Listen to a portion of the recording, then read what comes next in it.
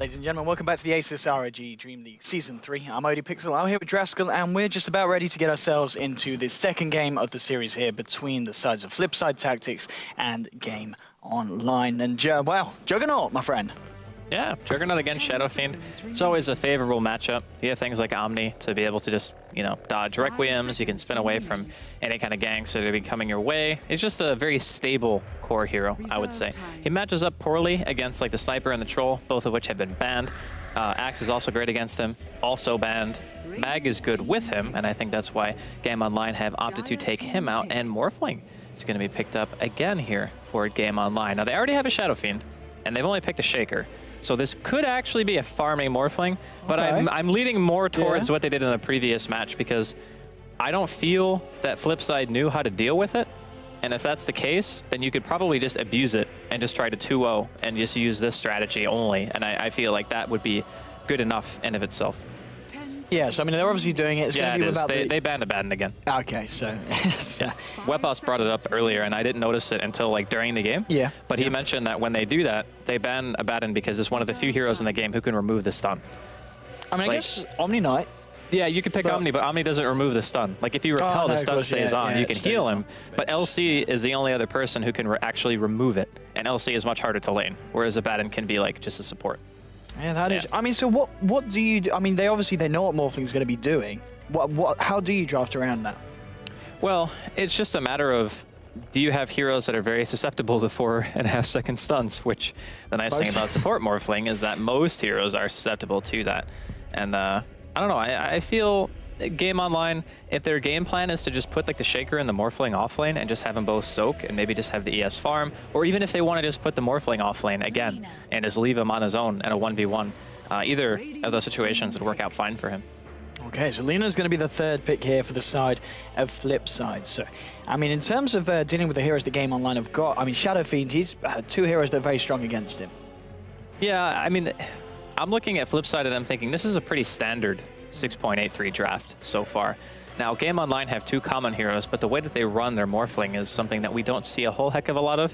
I'm sure in pubs, people have seen it, and it's like, okay, we know what this is. We know what it's capable of.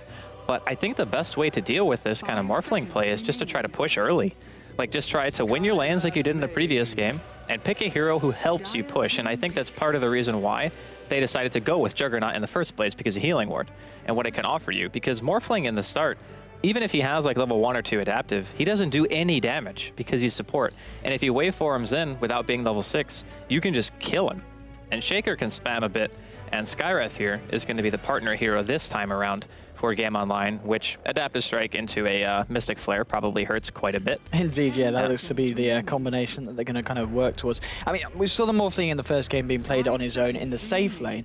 Is it too risky to do that the same way, but in the off lane, or do you think, depending on the lane, that's still a possibility, and they might just do that and keep it a defensive tri-lane? I only think it worked so favorably because they set their lanes up so that they could go 2-2-1. And they knew that they didn't need the Morphling to get anything but experience. They just said, okay, we'll go to the lane and make sure that he hits like 7 or 8, because then we have our max level adaptive. We could just start playing our style based on that. But this time around, the Skywrath kind of wants to be 6 in the same level as the Morphling, because you want to be able to use your Skywrath ulti and your Morphling combo together pretty much as soon as you get it. And Flipside, they're going with the greedy choice here. They're going to take up a Sand King, so this could be a defensive lane posturing here from Flipside Tactics, and you could still do a dual off lane. You could even go aggro if you pick a ranged farming hero. You don't want to put melee up there and put Shaker safe lane, or maybe put the Morphling in the safe lane. Okay, I mean, so the Sand King, what's the thought process here? Why go for the SK? I think Sand King is nice because it's an initiator, which you didn't have. I mean, Queen can initiate, but you don't really want to blink into an adaptive strike, whereas Sand King can just start the fight, or if the enemy team are engaging very hard into you because you see an adaptive on your teammates, you can line up an epicenter based off that. So your counter engage from the Sand King, I think, is almost more important than even your initiation potential in the first place. Okay, so now indeed the final picks for both sides. The final ban from the side of Game Online. They're going to ban out the Disruptor, a hero, I guess, pretty good against the Morphling, can control him. Yeah, absolutely. Good against catching people as well. So if you're like retreating from a push and Flipside react and you have like these mass stuns and a glimpse, you're dead to rights. Like, there's no way anyone's going to be able to get you out of that. So I do think the Disruptor ban is quite nice. Okay, so the final ban for Flipside. I mean, Game Online kind of going from the playstyle we're going to expect for them. Who could they be picking up here that, you know, that Flipside don't want them to get? Well, I mean, looking at their lanes, they probably still need a safe lane farmer. That's going to be the go-to. I almost think, I don't know, you don't really want to pick a farming Mirana in this case, although it does synergize well with their heroes. And it's nice against what Flipside have because you can just be elusive and you can just have the Shadow Fiend be your main kind of siege kind of hero. But with Bristle being banned, I don't think Flipside are going to go aggro, and they probably have to pick their offlaner last. Okay, so yeah, they think it's going to be some kind of a core for sure from Flipside. Man, there's a lot of things you could pick here. Yeah, there certainly is Game Online. They've got the time ticking down. I mean, do you think Slark could have definitely been a possibility? A hero You that could even guess go can- AM. AM? You could actually go AM here. Yeah, I guess 2 high intel heroes. It would be a good game for the odd AM in terms of, well, with the Mana Void burst damage Yeah. and just being... I mean, I guess they've got the Lena stun and the Sand King stun to control him, but you feel even with that, it would still be pretty nice for an anti-mage. Well, the cool thing about their lineup is the Morphling and the Skywrath have kill potential on their own. Like, they don't need a third hero, you know? And they can just do whatever they want. So they're trying to tell me it's Meepo. They're saying it's Excalibur's Meepo. Could be. Oh, it could. I mean... But the thing is, you're against 2 mass AoE stuns. Yeah. You're against Queen, who has pure damage. I mean, it's a tough matchup for a Meepo, I think. But it's possible. Yeah, we'll see what they go for. They could even Void here. Void's also really good. Void would be nice, yeah, with the Skywrath indeed. And I mean, just with the setup from the Shadow Fiend, just being able to hit in from the sidelines. And we have seen quite a bit of Void recently. A little bit more so than in the further past. And I guess for the reason we're seeing Skywrath more now and works very well in tandem. Well, the only other thing too is like Shaker can use spells from outside of Sphere. Yep. Morphling can stun, Shadowfiend can Requiem and raise. Like you have a lot of damage outside of the Sphere. And again, I don't feel like Sand King, Lina, Juggernaut, aggro, tri-lane is what we're going to be seeing here from Flipside. It would be a bit hard in the early game, I think, because the Sand King would get to play greedy if you ended up running Void. But Game Online aren't looking to play aggressive anyway, I don't feel. I think it's just going to be like offlane Shaker, and then Morphling Sky support, or offlane Morphling and Sky Shaker support. Okay, the final time ticking down here for Game Online. It's going to be a Storm Spirit, so it's, I guess, going to be the safe lane Storm. Maybe an aggressive tri-lane with the Morphling Earthshaker Skywrath, or do you think they'll do the Storm in the tri-lane? I think they'll probably just give the easy lane to the Storm, for sure. We don't know what Flipside are going to pick yet for their offlane. And let's see, they could go Clock, but it's not great against what Game Online have. I don't think Darkseer would be too bad.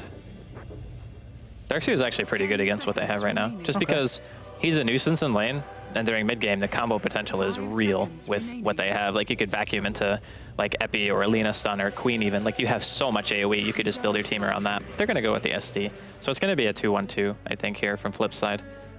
Okay, what with the, so the Queen of Pain in the mid lane, and then the Jug teaming up with, who would go with the Jug, what, the SD and then the Lina with the Sand King, or? Sand King offlanes. Just Sand King on his own? Yeah, actually, I think the Sand King's just offlane. It's just going to be Shadow Demon, Lina roaming. Because Bland needs to farm. Yes, yeah. Or he needs to get EXP. And the cool thing is if he's offlane, he can just Sandstorm. If they don't buy sentries, he gets free EXP. I mean, we do see it come out quite a lot with the Jug. Do you think they could go for an aggressive tri-lane with Lina, Jug, and Shadow Demon? Yeah, you can, but it's still very hard to kill in that lane because the Storm is a ranged hero. You have to be out of position to get caught. Like maybe if the Shadow Demon started Boots, you could go for like a First Blood kind of, but then you have Shaker Fissure to stop that combo. So like if he gets disrupted, you just Fissure in a way that blocks him, and you have plenty of time because the disruption is 2.5 seconds, so that's like more than enough to set up for any kind of counter engagement. So I think it's risky. I think they'll probably just offlane the Sand King. Okay, well, we'll see what comes up in the second game here of the best of 3 series here between Game Online and Flipside here, the ASUS ROG Dream League. My name's ODPixel, I'm here with Draskell, and we're ready to get ourselves straight into the game. So on the side of the Radiant today, we're going to be having Zeroji on the Earthshaker. It's going to be Pelican on the Skywrath Mage. It'll be Rocksnack playing that safe lane Storm Spirit. Mid lane, of course, will be Excalibur on the Shadow Fiend, and that leaves Zinz again on his own here on the off lane. What are we seeing from the Dire side, Draskell? All right, here, Smoke and Boots first, by the way, on this Rise Shadow Demon, so kind of what we were expecting. Ace, he's going to be playing Jug, also with Boots. Then we're going to have Mania on his Lina. Bland is going to be playing on the Sand King, and then finally Baby Knight is going to be playing Queen. Okay, indeed, smoking up. They get the ward down. They're not going to be able to find anyone because the side of Game Online, the majority of them looking to get that top rune, and Roxnack keeping himself safely behind that tier 2. So it looks like they want first blood so badly. They really do. They started double boots, like boots Jug, boots Shadow Demon. They want first blood, and they want it bad. It doesn't look like they're going to get it, at least not for the time being. They hang around here in the Radiant jungle. They will be able to secure themselves the bounty win at the bottom, but at the same time, Game Online will be able to get it at the top. But so not a lot of action here happening before the Horn, as neither team will find each other. And I guess in this game, when you've got a Jug, and when you've got against the Shadow Demon and Shadow Fiend, sorry, and a Morphling, in terms of going late, both teams are in a pretty good position. Yeah, I think both teams kind of scale equally. Maybe slightly favor Game Online because they have SF and Storm. And Shaker late game is still very scary, whereas flip side, your epicenter falls off into BKBs because it's not instant. Like, you can reactively BKB to a Sand King blinking in if you're quick enough, whereas a Shaker is kind of an instant thing. So I think Game Online are going to be favored again going into the mid lane. And it looks like we are going to see the aggro tri-lane that you mentioned. So they are just going to do the double boots Shadow Demon, Lina. We expected to see those two together, but it was just debating whether or not they would give Bland a lane or if they wanted him to just go off lane in general. But it does look like he will be getting some, at least experience priority here. And I like the reaction here from Game Online. They've dodged the tri-lane. They said, screw that, we're going top. Roxnack is going to get some farm. Okay, and I mean, we see already the rotation here from the two supports on the side of the Dire. Both the Shadow Demon and Mania on this Lina heading towards the mid lane. Lots of pings coming out though. They do know that they're there, and Excalibur just turns and looks them, backs up. And yeah, this Radiant Observer getting full tabs of all the kind of movements and rotations coming from the jungle if the Dire do look for a wraparound. So it looks like the Dire's supports, they're going to work their way up towards the top lane. And then when they do that, I'd imagine the Jug and the SK will switch lanes as well, or will they be able to leave the Jug on his own against Zinz? Well, Zinz, again, probably doesn't need the farm priority. So what they could do is they could just have Roxnack buy a TP and TP bottom. It saves a lot of time. He already has one in his inventory, so he's just going to TP bottom, I think, when he sees them come up here. And they have a ward, so they're going to scout the pulls happening, and I think they're just going to go for an immediate lane swap, and Zinz will make his way top. Yeah, absolutely. You're bang on. There's the reactions every time to the different lanes. Going in with the Blade Fury as a waveform back from Zinz as he's going to head back. And, well, he's going to stick around maybe for the time. No, they should TP, so yeah, he will head up to the top lane, so it's a bit of musical lanes going on here in the game so far. You want to do that, though, if you're Game Online. You know you have the advantage in the mid-late game, but you want to make sure that your laning phase doesn't go as catastrophically bad as it did in the first one, because Baby Knight getting a double kill in the middle lane against a dual lane is not the dream anymore. You do not want that to happen. He's quite low here, but Excalibur didn't have mana to throw out a raise, and had already used his long-range raise anyway, so no kill going to be going their way. And ROG will get a regen. Sick. So this Shadow Demon Lina, not really going to be able to accomplish a whole lot. If they get a disruption, they will definitely be able to kill him because they have double stun to follow it. And a Soul Catcher, I believe, as well as Rises level 2. So it just depends, like, what can these supports actually get accomplished? And there we go again, though. Shadow Demon TP's down bottom, and so does Lina as well. So again, switching the lanes again. I mean, now with the Storm is down here, do they swap again, or is there a point when you go, okay, we just got to stick the lanes like this? Oh, he's got another TP. It's like he's ready. He's ready to get the hell out of here if he needs to. Uh-oh.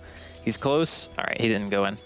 But again, it's all about what they can do. He's just leaving, yeah. But it's okay to do this because he knows that if the Shadow Demon Lina don't do anything, then it's like, yeah, why did you pick the heroes? You're not roaming on mid because Excalibur is retreating right now and he's got the Shaker babysitting him. So all they have to do is keep Roxnack safe. Okay, and well, yeah, they've got the lanes kind of how they want at the moment. Skyraf's on his own down at the bottom. He needs to be careful. Kill potential is certainly there. Rise looking for a bit of a wraparound and might just go for it here. Positioning himself very aggressively, but Pelican heads into the trees. Wants to keep himself safe. Mid lane at the moment, you've got Morphling, who's he brought the boots from the side shop and he's taking the long route back to the bottom lane. It is having to walk there rather than TP, so I guess that's going to harm him a little bit, but at the end of the day, as you said, the farm, not a real issue for the Morphling, just looking to get those levels so he can get those points in the old adaptive track. And now Rise, he wants to dive for this. Maybe this is Pelican being caught out. Are there any TP reactions possible? We'll see if anyone comes in. Oh, they didn't see him. Oh, now they do. Oh. No, they oh, do. yeah, they did. Yep, there's your Light Striker Race. Soul Catcher. He'll try and throw an Ancient Seal back onto Lina, but Ace coming in with the right clicks. They do finally find a first blood with this aggressive Charlie. There we go. So everything considered, the lane movement ended up working out a little bit for Flipside. They get a kill. They'll also get this bottom tier 1, which is really nice because that means that Mania doesn't have to sit down here anymore, and Rise can start moving around. Team will comes down, and well, the Light Striker Ray will be a little bit off point. Zin's diving behind the tower. Look like what they could go for. I mean, they're about to take this tower. There's going to be no tower for Zinz to hide behind if they want to try and look for the Morphling. He hasn't got a TP either, but well, they're not happy with it. They're backing up and they don't want to dive deep on him. I don't blame them. They got a really nice kill there. They got a tower. I'd say Flipside are pleased with the way that the lanes are going right now, given the fact that their support duo managed to... Oh, they might go back for it now. I mean, Morphling's just revealed himself back in lane. Zinz... Nah, he's got the juke shoes on. He's fine. Yeah. He knows the creep wave is coming too. A very smart move there, not walking through the lane. A lot of players would have just went to buy a TP instead and just walk like straight back, but he doesn't even give them the information that he's there. But Mania, he is diligent. Yeah, he's found him. I mean, he's like, guys, over here. We've got a Morphling here in the jungle, and well, Juggernaut and Shadow Demon, they're making their way over. He did. Zinz pops out an adaptive strike, but I think that was the play, but it was not the play. It was the only play. He didn't have wave 4 mana, so the only other thing he could have done is morphed, but that wouldn't have done anything either. If he had some tangos, though, that could have been like the biggest plays. 2-0 at the moment. It's a good start for Flipside, but let's not get too excited here, Flipside fanboys, because we saw a good start for Flipside in the first game. Well, at top lane, Ancient Steel with the Arcane Bolts flying through. We'll have the Salve and the Sandstorm to protect the Salve as well. Very nice play there from Blan. But yeah, it's a 2-0 start for Flipside, but let's see if they can hold on to it this time. The Juggernaut getting the first blood is the biggest important thing, I think, because now Ace is level 6 at 6 minutes in. Okay, yeah, this is big. If they can find a successful rotation onto the mid lane, this is going to look very nice for Flipside. Both the Earthshaker and Shadow Fiend heading up to the top rune. It's going to be a double damage on Excalibur, so he will have a fair bit of punching for this fight. Yeah, and Omni is almost a guaranteed kill on anybody, as long as they don't split it. But the aggro warding here, paying off from Flipside. They just are able to bypass between the two towers, and at nighttime the towers can't see you if you walk directly in the middle of the lane. And obviously they know the creep timing as well, so they'll be able to cut through. And they want to go for a wraparound here, but it could be too late. They could be losing heroes. Indeed, concussive shot here on Mania with the Ancient Seal and the Fissure as well. But the Fissure... No, the Fissure. It's going to protect him for a little bit. Gets out Light Striker Ray trying to zone back the Earthshaker. And yeah, Lina's going to be able to escape. Excalibur pops the double damage rune. And we'll just look to force this lane in on the top. Get some damage done to this tier 1 here. Blan, he's there ready with a level 3 Burrow Strike. He's got a fair bit of range. But it doesn't look like anyone's going to come in to help out the SK at the moment. Mid lane, they're just going to pressure the mid lane, the Radiant, and they'll look for the tier 1 trade there. The reverse Dream stun. It was so close, Zeruji. Almost. So they're, yeah, 1-for-1 trade for towers. I think the mid tower is more valuable to game online than the safe lane tower is to Flipside, because Flipside has so much kill potential, right? They just want a game. They don't really care about farming that much. Sure, the Juggernaut's going to scale. You want Blan to get his Blink Dagger, but other than that, it's like we want to fight a lot and potentially secure Roshan. So getting those towers for the game plan, what Flipside are trying to do, I think is more beneficial. But during this time, Zinz, he's been left to his own devices. He's level 6 now, and once he gets level 7, we're going to start seeing that very annoying 4.25 second stun that I'm sure Flipside have come to hate so much. Absolutely, with the soaring as well. I think it was pretty much at this point, yeah, as soon as he touches 7, he'll just go for the rotations, because I think the first kind of big item pickup he had after that was the Blink Dagger, which wasn't necessary to find the kills. It was just a very nice addition to his already very, very powerful initiation potential. Yeah, it's just nice to be able to have that stun so early. And as soon as Pelican, if I'm saying it right, I don't know. If he has his ulti on top of that, it's like boom, kills. Yeah. The Shadow Demon can stop the combo though, which is really nice for them. He can disrupt after the stun if he's in a good spot. Actually, yeah, that's true. I mean, we're talking about the Abaddon dealing with it. This, sorry, obviously the Shadow Demon as well has the potential to counter the initiation from game online. If we look at the net worth for the moment, we can see 4.6k for the Jug, 4.6k coming up for the Shadow Fiend. So Shadow Fiend keeping himself in tow with that position 1 Jug, but at the same time, Storm's a little bit further down. He's on 3k at the moment, and we're seeing 4k on the quad. But overall, net worth and in terms of farm, definitely favoring the side of Flipside. No real surprise. After getting that first blood, their Juggernaut Ace continues to farm. very well, and they get 2 towers. Yeah. So they're definitely making the right moves here. But middle lane. Yeah, zipping straight in there onto Baby Knight with the Ancient Seal as well. There's the defensive disruption, and that could be enough time to... Oh no, the Fissure! Perfectly timed the disruption, ending up to setting up the own demise of this Queen of Pain. And that's a nice kill there for Game Online. Doesn't look like they're going to be able to find anything else. ASUS has got the haste rune, still does have the Omni Slash available as well. That Shadow Demon disruption actually backfired there, because I think he would have lived if they didn't disrupt him, which sounds funny, but Excalibur wasn't arranged to raise, and it gave ROG enough time to make sure that he could line up his fissure immediately after the disruption wore off. So the Shaker pick could have been an anticipation of Flipside adapting and just realizing that as soon as the Abaddon ban comes out that it's another stun morph, so we need something to just counter it. And that way the Shaker comes in after disruption and just like, yo, I can just cast my stun as you're coming out because it doesn't need to be hero targeted, and you just die. So the dream for Game Online right now. And they're starting to feel the wrath here of that 4.25 second stun that's going to be coming around the corner. Zin's just giving the Sand King an old little test of it. Smoke up now from the Dire, straight into Excalibur. Excalibur is going to get scouted out here. He hasn't got the finished mech on him, so he's not going to have that extra HP boost. He will get caught out by the Light Strike Array. They throw down the ult as well. Excalibur will find the Requiem as well. No, he won't. It's just the Death one that ends up going out. They're able to kill him just in time. And yeah, they find a kill onto the Excalibur Shadowfield. Maybe more. No, hang on. Adaptive Strike to the face there. Creates an illusion as well. And he's 1v1 the illusion. And he will win, but he doesn't manage to get himself in for the kill with the Omni Slash. That was scary for a second. DD, Mask of Madness, Phase Boots, Juggernaut with the Omni Slash off cooldown. That could have been really bad, so nice play by Zinz, realizing that he was going to be over there. And I think the ward scouted him walking that direction.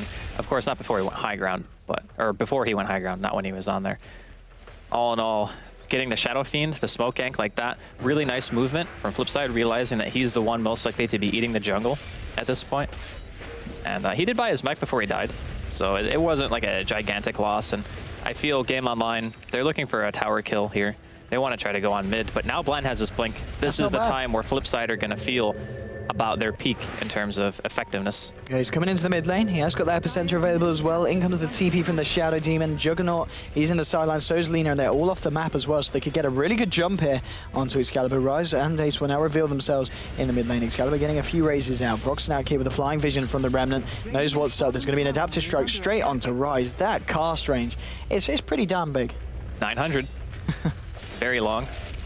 So for any of you guys who don't realize how far 900 is, imagine, for example, Shadow Demon. I think he's 500 range. Who's 600 range in this game? Skywrath. So his auto attack distance plus 50% more. That's how long 900 is. It's very, very far. But there's probably a better analogy. I just can't think of one off the top of my head. What's Sniper's max range? 950. Okay. It's almost Sniper's attack range. Okay, there you go. Yeah. So either way, not going for the kill shows some really good restraint, as everyone was off the map, and it would have been very easy for a player to commit to that and just try to double raise and go for the Shadow Demon kill. But Excalibur, knowing better, just opts out of it. But everything considered, Flipside, they're controlling the game very well right now. They have some good aggro warding coming out. The Sand King has Blink, like we talked about earlier. The Lina is not 6 yet, but will be very soon. Mid lane, there's your epicenter being channeled up. There you go, straight away with the blink in and the burrow strike. But Excalibur pops the mech. He's going to be live for a little bit. Just take a light strike right to the head. Echo Slam is actually going to be dodged by Ace as he gets himself in with the Omni Slash. Blade Fury to follow up as well. They found 2 kills here against the Radiant, and it looks like they're going to both get out with their lives intact. Taking down the Earthshaker and the Shadow Fiend. Very nice play there by the Dire, and very clutch dodge there of the Echo Slam with the Omni Slash by Ace. That was really good. I think it would have been a safer play to just go for the Sand King in the first place, but I'm not sure how he missed his Echo because Zinz stunned him. Like, Zinz landed a level 4 adaptive strike on the Juggernaut before he was able to do anything. Oh. Like, how do you not... Did he get it by the Light Strike Array? Is that what happened? Because that's the only reason I could even see him not getting that off and just dealing a decent amount of damage. Brocksnack also didn't try to commit to that engagement at all. He just saw it going south right away, and he's like, yo, I'm not about this life. I'm going to try to do some farming instead. But Roshan now going to be going the way of Flipside, and probably Aegis on Baby Knight, I would guess. You could put it on Ace too, but Baby Knight is, I think, the aggressive player who wants to go in. We'll see if this is like the first time a Queen team doesn't give an Aegis to their Queen, and then it is. Yeah. Screw the Queen. Juggernaut's going to take it for himself. Top lane, we see Rogsnack, Pelican, and Zinz at the moment putting on the pressure here, trying to work their way round to the tier 2. And yeah, Baby Knight with the point booster, working towards what I can only expect to be that Agadim straight up on the Queen of Pain. Shadow Fiend Excalibur on top of the mech now with the treads, 1k gold. Does he need to be getting himself a BKB this game? Oh yeah, you need BKB, 100%. If you get a good BKB Requiem off, the team fight can be turned instantly. But if you get Sunlocked to death, which has happened to him twice now, then you're not going to really be able to do much at all. And with the Aegis advantage being for Flipside, oh, he sees him. Bland blinking forward, he gets Adaptive Strike to the face and the Mystic Flare with the waveform combination. Ancient Seal as well there to make sure that the magic damage is enough. That's so ridiculous. That is so ridiculous. Like, he couldn't even see that. No. Because it's nighttime. So he got stunned from fog. Yep. And then just dies. I would be raging right now. I mean, what's the nighttime vision range? For him, I'm not sure. But the way that he was standing, I don't think he would have seen him anyway. I mean, yeah, because the Mystic Flare cast range, that's pretty huge as well, isn't it? Yeah, it's quite long. But Adaptive is 900, and it doesn't say the range. Yeah, look at the range. Yeah, that's got to be 900 It's as massive. well, isn't it? Yeah, it's really big. Yeah. So, I mean, yeah, game online, they're doing something a little bit different with the Morphling in both of the games, but it's, I mean, I wouldn't be surprised if we start to see other teams kind of emulate this, because, I mean, what do you do against this Morphling that builds like this and that has this kind of activity very early on in the game? Well, they're doing a nice job of just like applying pressure. I think making the enemy team play your game is how you deal with it. Because if you have a Shadow Demon and you start the fight, it necessitates the Morphling using his Adaptive Strike on a hero that's not Shadow Demon. Because if the Sand King leads in with a stun, or the Juggernaut goes in and gets stunned, then it's like, okay, well, I can just disrupt that hero now, and it's not a big deal. But if the Shadow Demon is the one who gets caught, then all of a sudden it's like, well, the Shadow Demon's going to die 100% of the time. Even if you manage to get like a good counter stun, if the Mystic Flare is dropped, he's dead.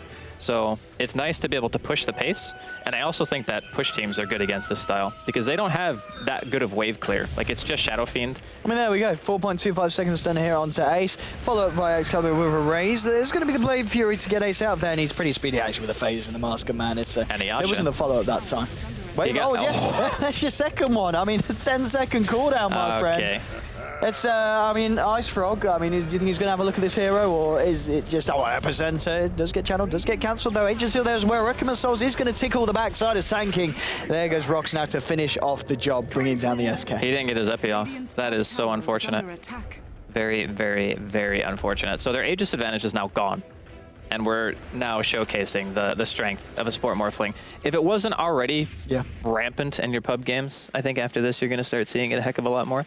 I mean, looking at it, I'm just like, man, I want to play Morphling because it just works so well. I mean, but you need another person. You need a coordinated. Yeah, you need a coordinated team to be able to do that, or at least a dual queue. So if you want to run like your Skywrath Morphling every game and just be like filthy sewer dwellers, you can do that. But it'd probably work great in pubs. You could just crush anybody doing that. I mean, it's lit. I mean, Game Online, they had a pretty bad start. Flipside, they do get the kills, but now Game Online coming back into it. If we have a look at the overall net worth, have they managed to turn it around entirely? No, not yet. There's still a massive lead here for Flipside. Yeah, Flipside is still doing fine. Losing a couple of heroes isn't huge. The biggest problem was losing Ace when he had Aegis, because that was supposed to be used for like another tower kill, maybe, or just having more map influence for a little while. But because he got caught out, Flipside, they're going for the aggressive plays here. They want to try to catch... Oh, God, it's going to be Excalibur again. He is just tanking all the ganks this game. My goodness. Blink forward, Burrow Strike does catch, and the Light Strike Array. Fisher will come out. Doesn't actually catch anybody. They just walk around it and kill the SF. Yeah.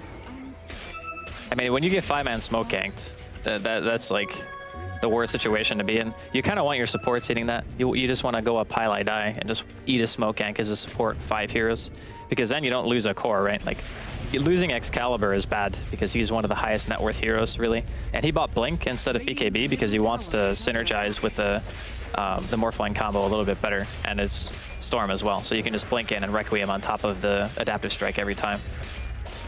Indeed, the pressure being applied in the mid lane with the Healing Ward, healing the Jug back up. He can tank that tower, no problem, takes down the tier 2. 6-3 at the moment. Rogsnack looking for a bit of action here, pushing in on the top lane, and builds into the Yules, the Storm Spirit. Yeah, I'm not sure why the Yules. There's not really anything that he can remove with it. But I guess it's nicer being able to stop like an epicenter or something. You could just ball on the Sand King, just look for him and just stop his epicenter no matter what. I guess it's useful in that way. But the Lina's not even close to Yule's, is she? She's kind of close, actually. Yeah, I guess, yeah. With Void Sent, Oh, 1200 Ace. gold. The Ace indeed goes in with, he's got the Blade Fury, Excalibur with the punches. There's going to be more of the team coming in. They're going to disrupt up the Lina. That was an accident. That was a total misplay. It's got to be an accident. They turn around, they get the raises from Excalibur onto the Shadow Demon. That's one kill. Punches onto the Lina. That's the second kill. Epicenter will come through, bringing Excalibur very low. Does pop him. Zinz as well having to retreat. They managed to get Excalibur and Morphling going down as well. Vroxnak coming in with the Vortex, but the slash from Ace brings him down. 3 for 2 trade, and maybe looking for more. Blink forward, Burrow Strike. Baby Knight's here as well with the dagger. He's not got the, well, he's got the Scream available now, and if, yep, there we go. Finishes off the kill with it. Double kill for Baby Knight.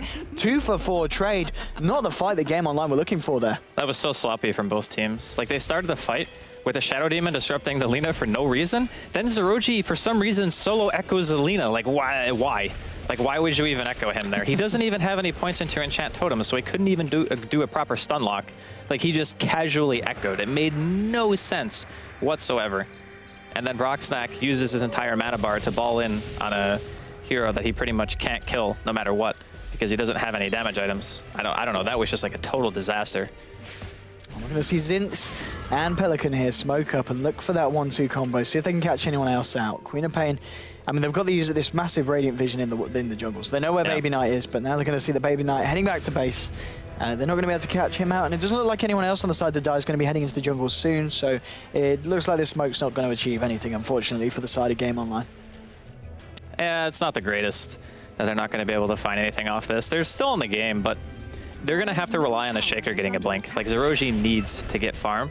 Once the Shadow Fiend gets BKB, there's also going to be a decent power spike for Excalibur, where he can just like BKB, blink into a fight, Requiem, and just fight, instead of, oh, I got stunned once, I'm dead, because they have like multiple stuns and a Laguna Blade, and a Soul Catcher, and a Purge. I mean, you can still get Purge with BKB on, but it's not really that scary if you can just stand there and channel your Requiem uninterrupted. But yeah, this game has been... It's kind of the same sloppiness in the early game that we saw from Game Online in the first game, except they don't have the same kind of recovery method. You know, they don't have that relocate. They can't just start fights whenever they want. They have to actually find the opening.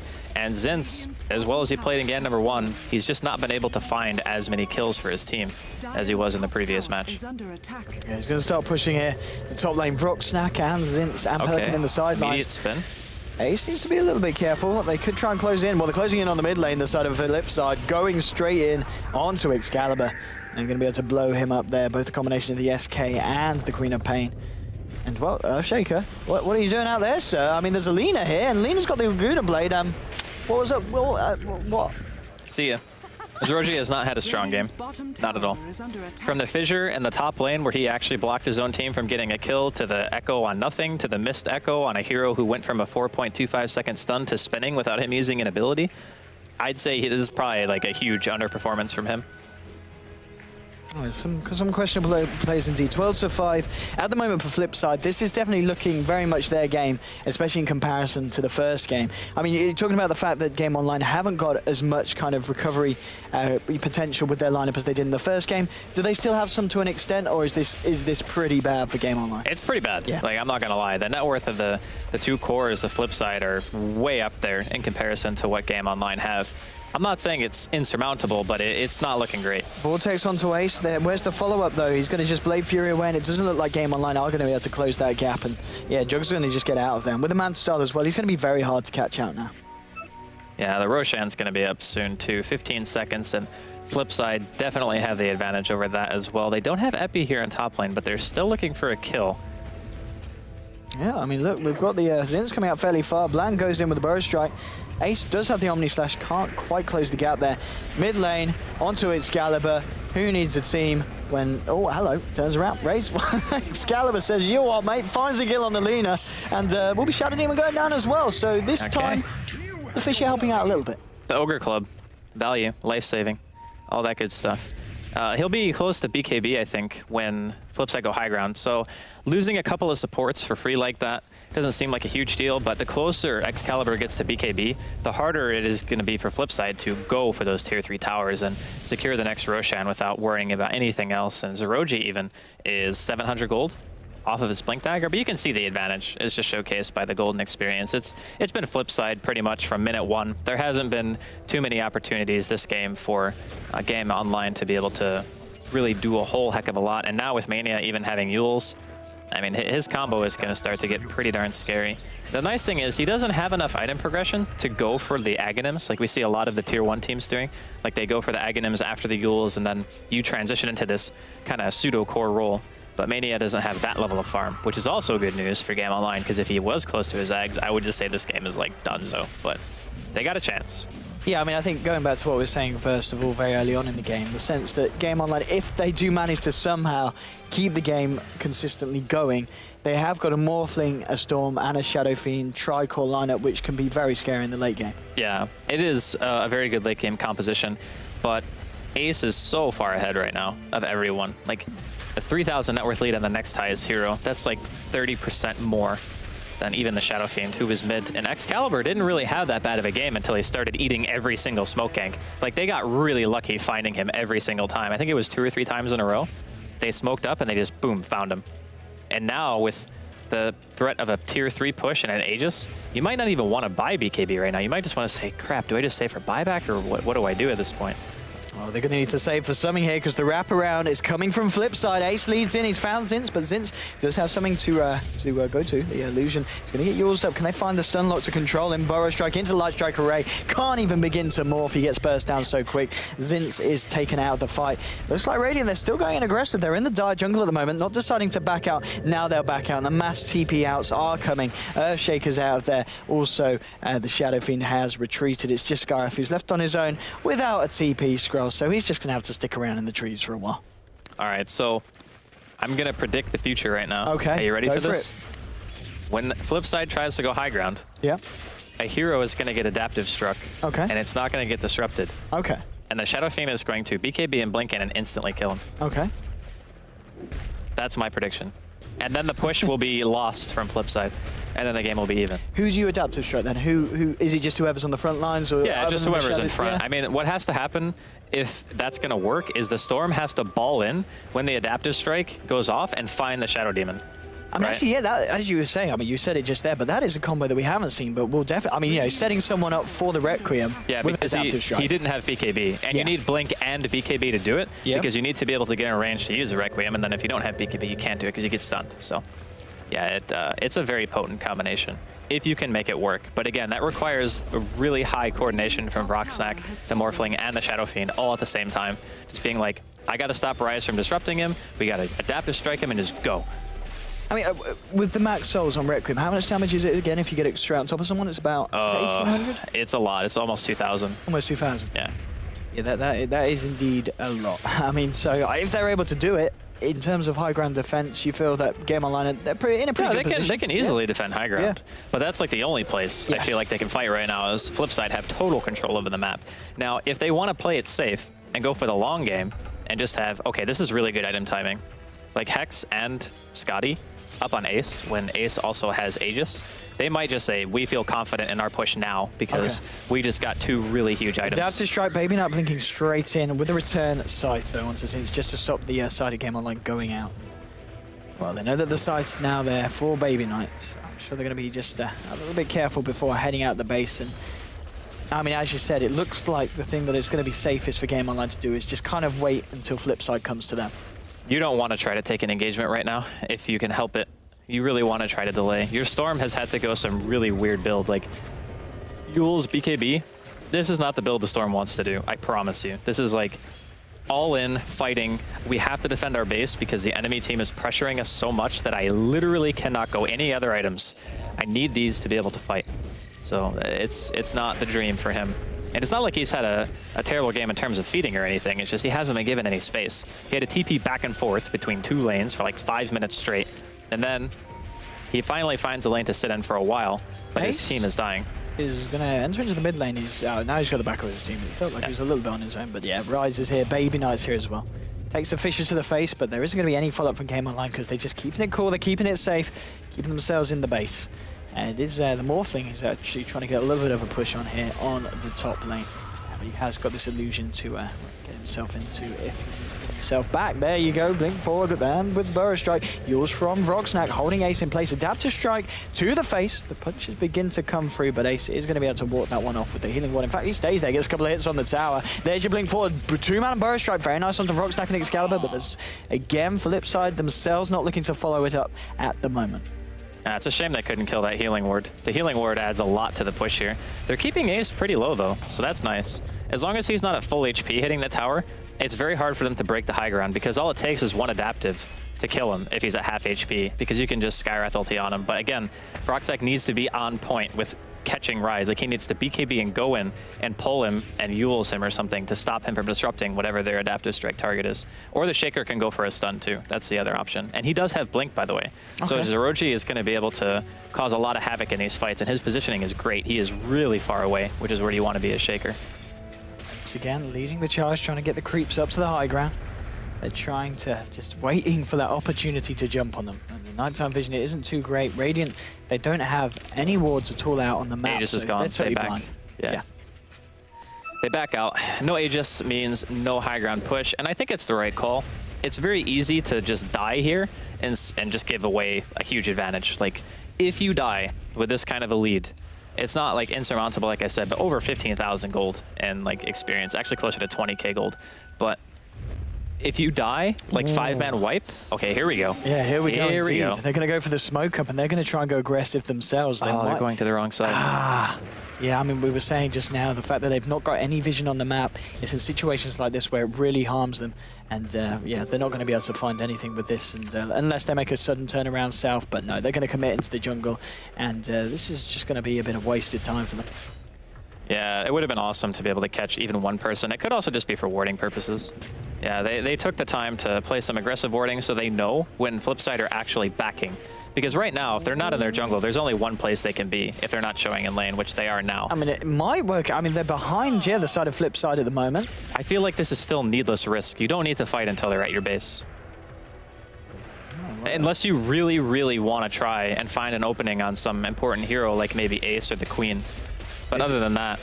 They know where Flipside are now, though. They've walked past that the Radiant Ward just south of the Ancients, so they know that Flipside are below them.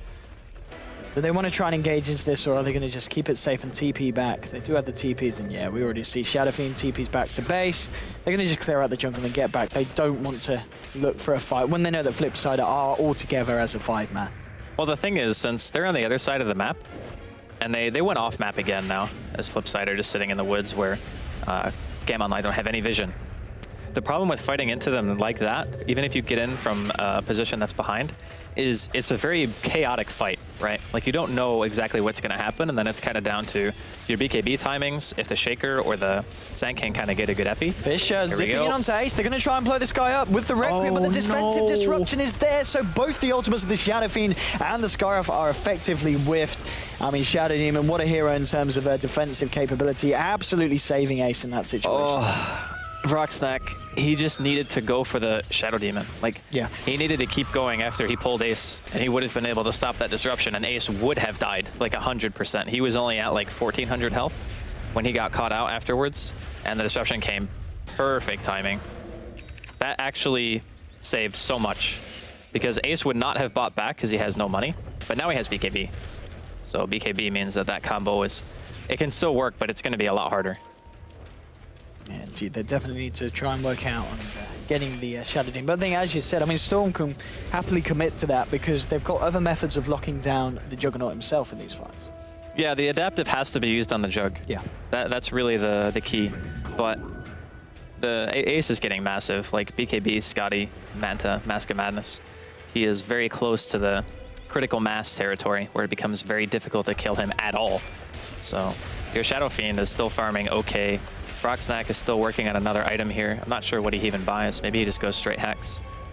Because a Hex means that you can ball in, Hex somebody, pull another, and then the combo will work.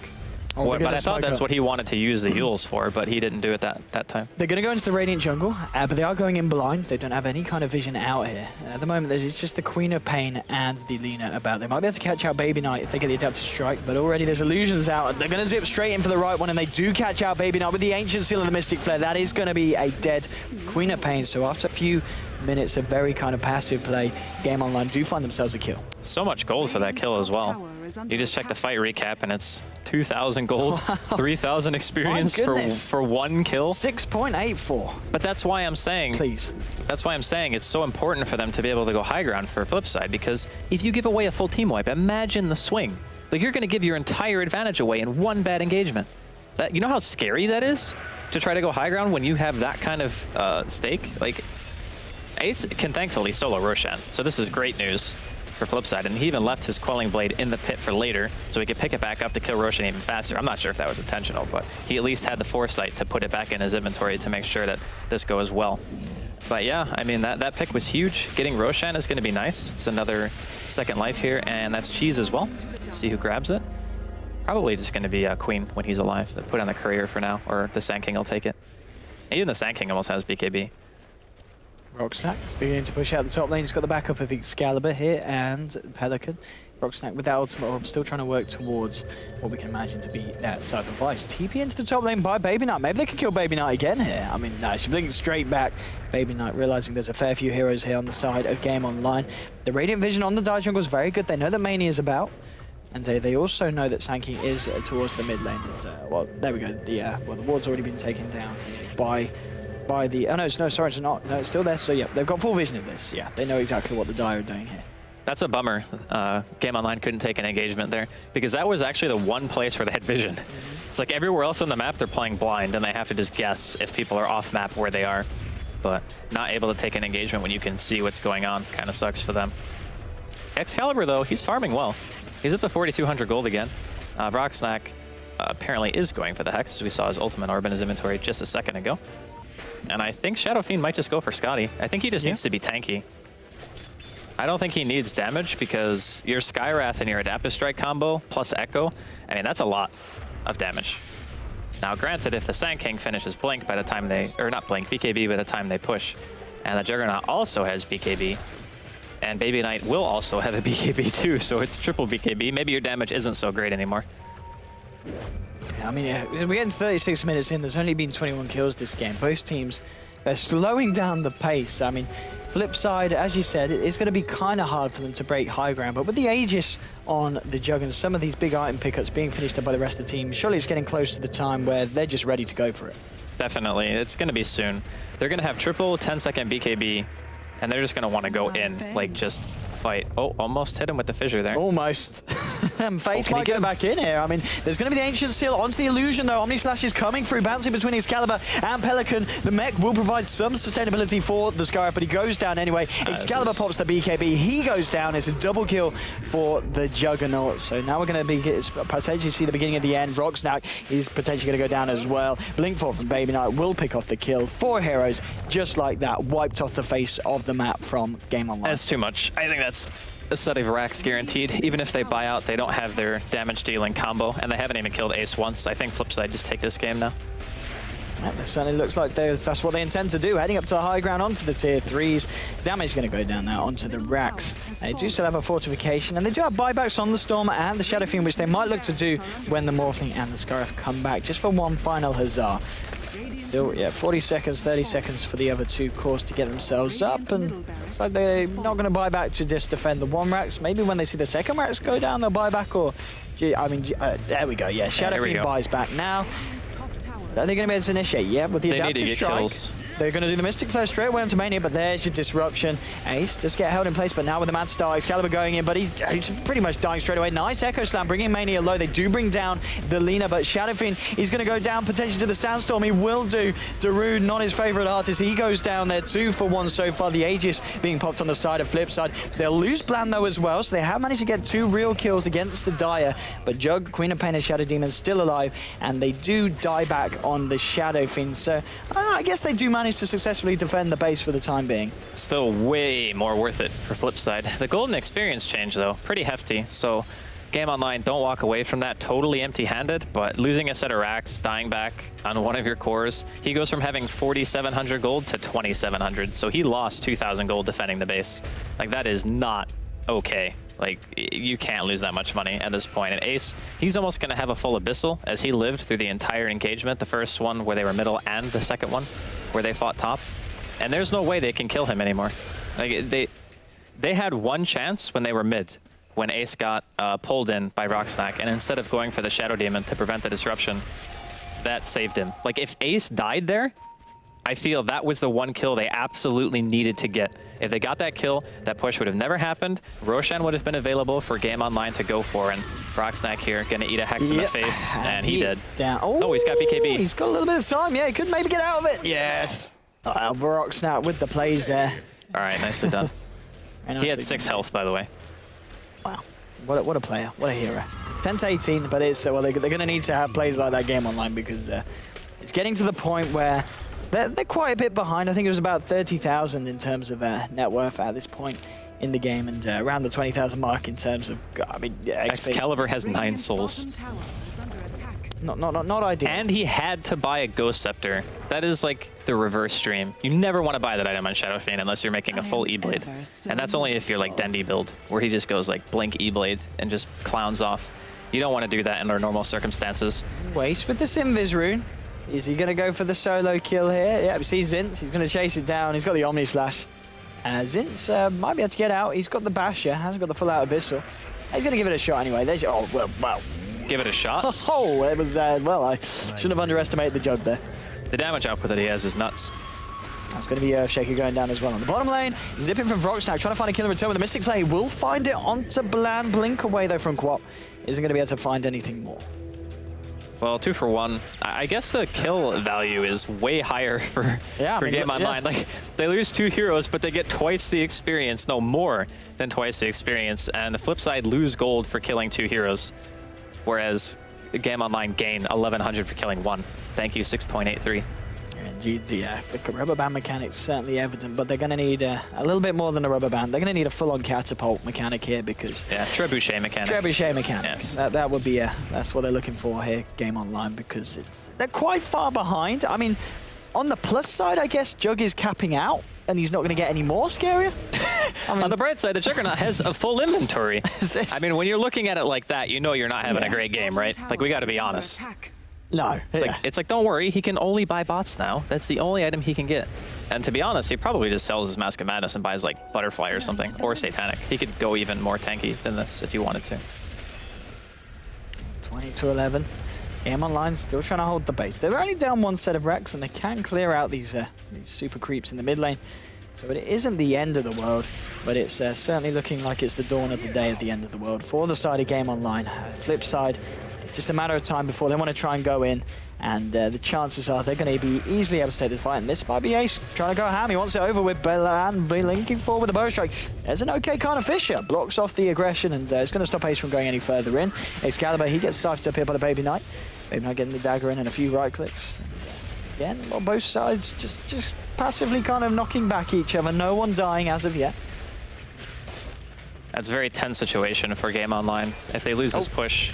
There you go, going straight in with the Force Star, with the Burrow Strike. ZeRoG will go down. Mystic Flare and Nature still took a fair bit of damage to Mania, who will use himself up, but double kill as they bring down the Sky Off as well. Buyback from the Earthshaker. Whoa, there goes your Storm Spirit.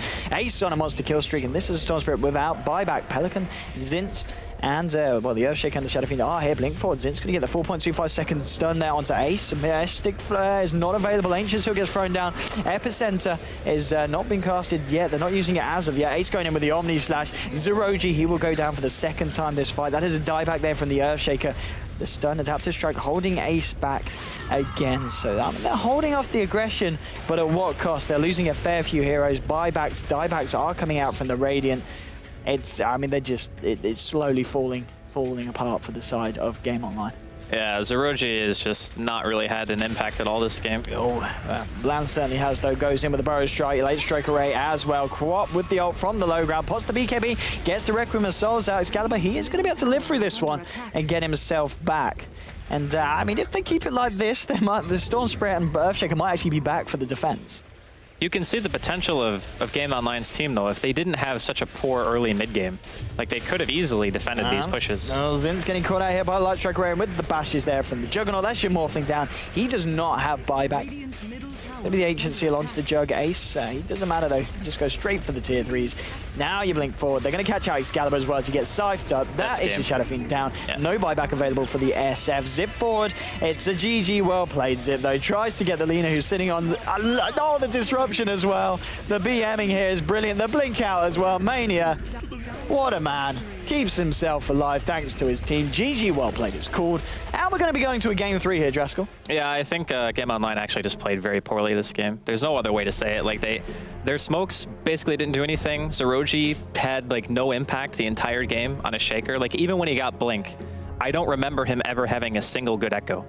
Like, when you go a 44-minute game and your Shaker doesn't have one memorable play, that Shaker had a bad game. Like, he prevented his own team from getting kills by fissuring. Like, that's... You can't, like, no matter what you draft, you cannot play like that and expect to win against any tier 1 or tier 2 team. And flip side, they take full advantage. I like their draft quite a bit this game. The Shadow Demon was always in the right place at the right time. Like, I thought the only reason you take Storm is to deal with the Shadow Demon, because the Storm is the only person who can reach him on that lineup, and they never did it. They never addressed Rise. He was able to, he only had 2 deaths. Like, that whole game, they were just like, yeah, okay, you can disrupt our adaptive strike every single time. It's like they know the counters, but they don't know how to play against the counters, even when they pick heroes that can. And I was just like, I don't know what they were trying to do. It just felt like they were not coordinated. It was just not a great game. Not a great game at all there for the fans there of Game Online. Flipside taking that game, making it a 1-1. So we are going to be going to a best-of-3 third game for the decider between these two sides. So do stick around for that. It's going to be coming up very shortly. But first of all, over to our adverts and then over to our panel. We'll see you guys in a bit.